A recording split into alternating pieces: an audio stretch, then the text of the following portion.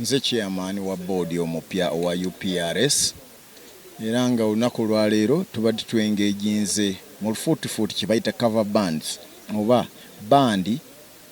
ezikuba music ali popular naye nga si waazo ow'abalala. Tusobola okuwa example nti nga Buwanda Bejjanzi bandi, Akadope,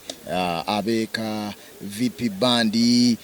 kugamba ebintu ng'ebyo. Kati ate Afrigo yo teri mu cover band kubanga yeekuba waayo ekitegeera. So twengeginze cover band ezo kubanga artist feeling nti bali short changed nti abantu bakyagala kuba bookinga cover band. Ate cover band nga nezigenda nezikuba music waabwe ate bo ne batafuna ate nga ne cover band ezisasudde license kyokka nga n'ebifo wezannyira nazo nabe tebikola ki nabe tebisasula license. Bwe bamala cover band nezi uploadinga music oyo ku kitimba kwegambera ng'era omuyimbi tafunyeemu. So yensonga gye tubadde twadressinga nga twagala tukinogera eddagala wamu nabo abali mu mulimu aba cover bands. Resolution ekisooka muna ekyewuunyisa cover bands muna bagambye bali willing okusasula tinaye baagala kwegamba bagerekerwe akasente nga si kangi nnyo okiwulira akasobola okujja mu nsawo zaabwe nabo akabasobola okubaleka mulimu babeere nga bali copyright compliant nga abayimbi basobola okufunamu ng'ate nabo basurviving aba cover band. Bani aba bandi esobola okweregisteringa singa ebeeyina music owaayo okiwulira nayo of course bakigikakatako kuba tuba tukuuma copyright waayo. Yeah. Anti engeri gye bafunamu one of course enti kati babeera ne repertoire yaabwe ebeera wide ebeera nnene kitegeeza tewali muntu ajja kubakwatako nti baperformance ennyimba nga tebalina lukusa omuntu ajja kubawawaabira. Omanyi gwosobola okukiraba ng'ekyomuzannyo naye singa nze yoyo nzija nenkwata nze ng'omu nemba kwatwala mu kooti neŋŋamba nti abo bakola olimba lwange ansaana nga sebawangako olukusa balufunyeemu ssente bwe bino bwe biti bandiyiire ssente bwe ziti okiwulira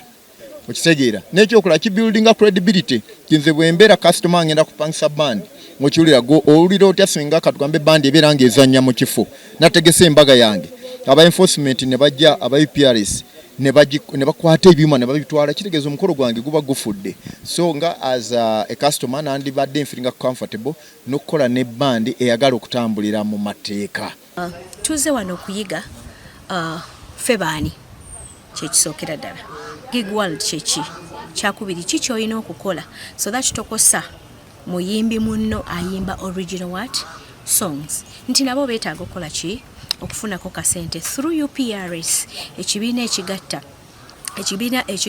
ekisolooleza omuyimbi okubanga gwe omuyimbi nga gwe let me say Grace Nakalema oba Kenzo oba